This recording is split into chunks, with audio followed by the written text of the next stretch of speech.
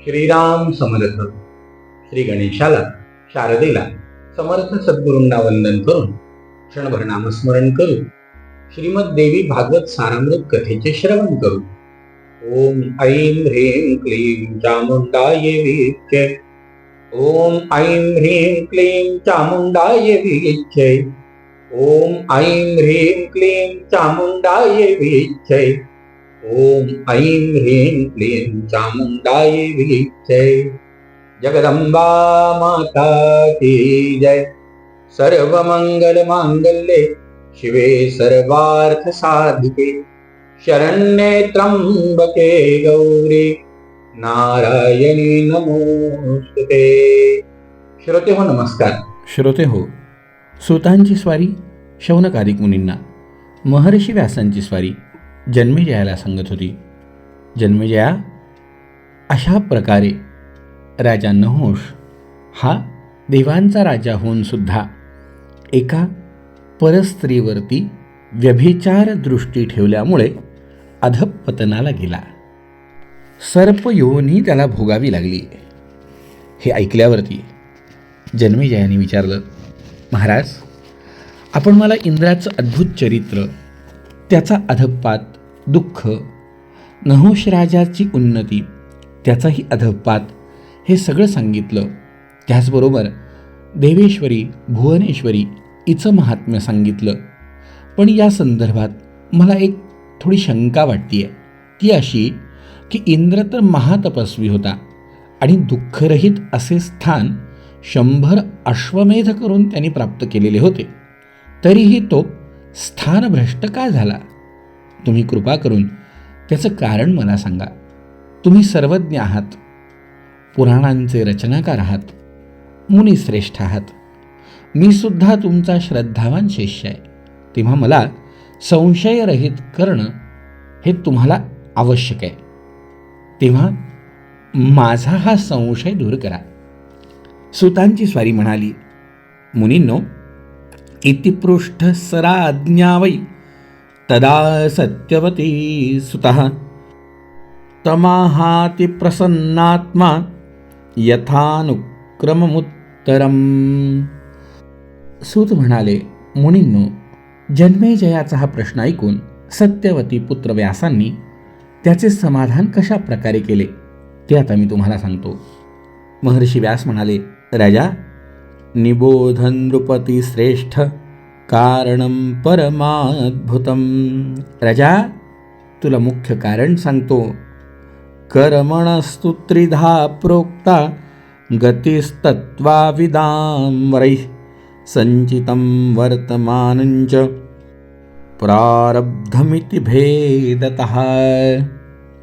राजा, तत्वज्ञानी पुरुषांच्या म्हणण्यावरून कर्माचे 3 प्रकार आहेत.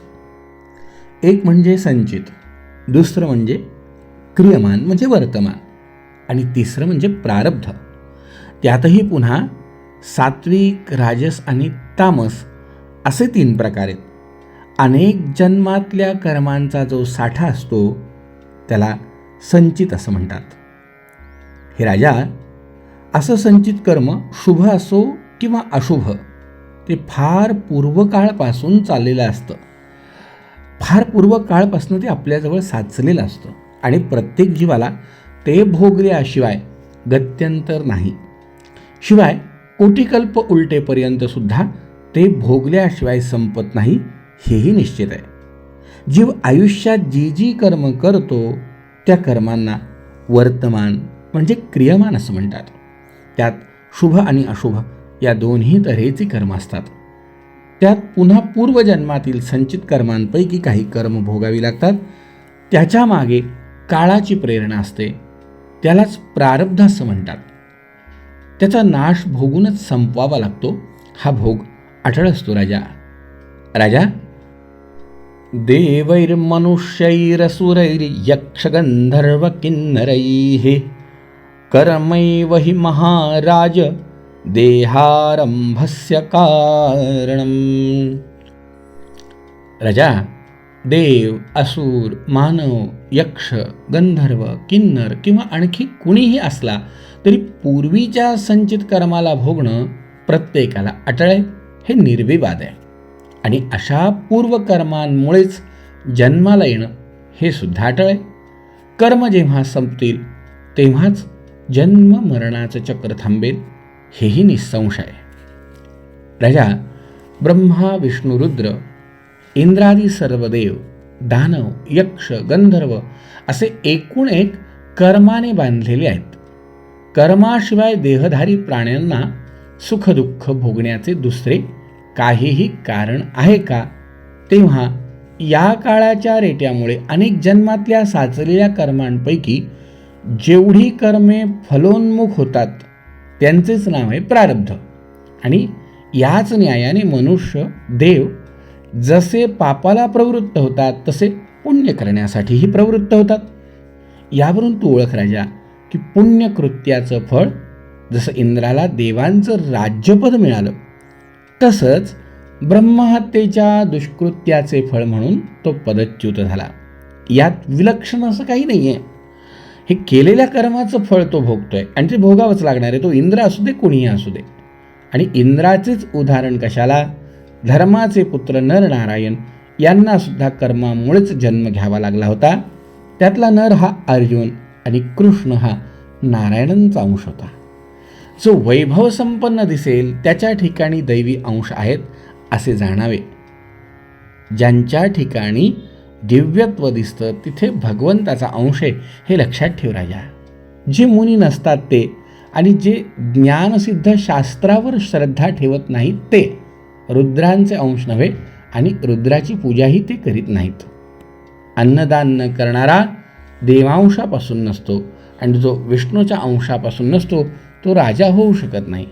जन्मेजया इंद्रापासून सत्ता, अग्नीपासून प्रभाव, यमापासून कोप आणि विष्णू कुबेर यांच्यापासून पराक्रम घेऊन जीव देह बनवत असतो हे कायम लक्षात ठेव. राजा, तुला मी काही लक्षणं सांगतो.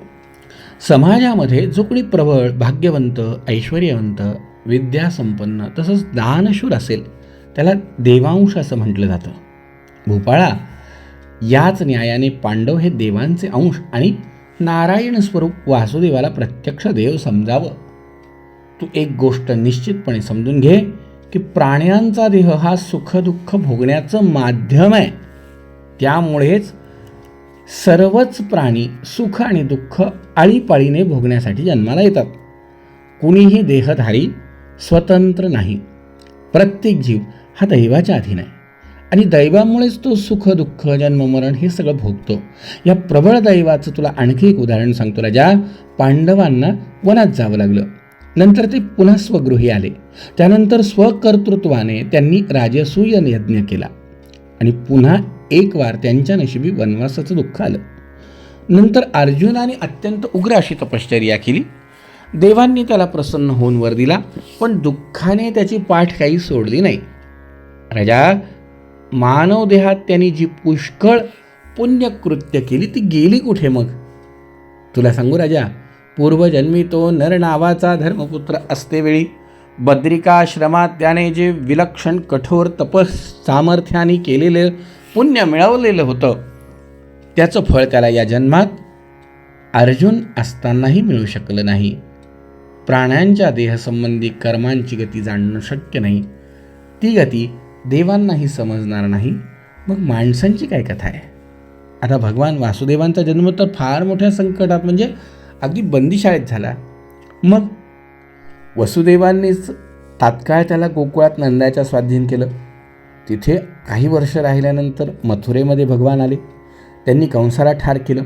नंतर दुःखी आई आणि वडिलांना मुक्त करून उग्रसेनाची मथुरेच्या राज्यावर राजा म्हणून स्थापना केली. पुढे कार्यवनाच्या भीतीपोटी द्वारकेला आले. अशा अनेक प्रकारच्या विविध कृत्यांनी त्यांनी फार मोठा असा पुरुषार्थ गाजवल्यानंतर कुटुंबियांसमवेत प्रभास नावाच्या तीर्थक्षेत्री ते गेले आणि मग तिथे देह सोडून ते पुन्हा वैकुंठात गेले.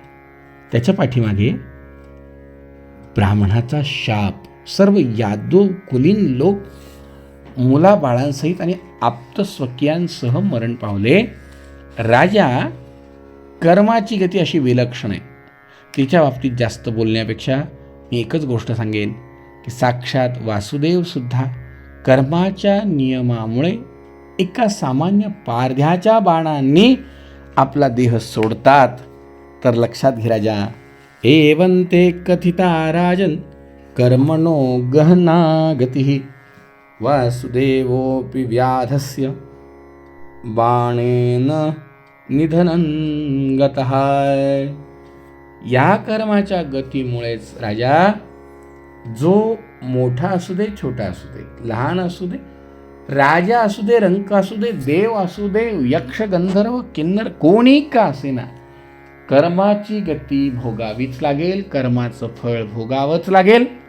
आणि हे भोगल्यानंतरच त्याची या पुनरपि जननम पुनरपि मरणम पुनरपि जननी जठरे शयनम, या संसार चक्रातून तरच त्याची मुक्तता होईल. नाही तर मग असेच अनेक जन्म जीव या फेऱ्यामध्ये फिरत राहील. राजा, यासाठी धर्माचं ज्ञान पाहिजे. त्यावेळेला माणसाचे कर्म शुभ अशुभ होणार. मग राजाने विचारलेल्या प्रश्नावरून महर्षी व्यासांनी राजाला धर्माचं ज्ञान सांगितलं कशा प्रकारे आणि काय कथाभाग घडला ऐकूया उद्याच्या भागामध्ये. जय जय रघुवीर समर्थ.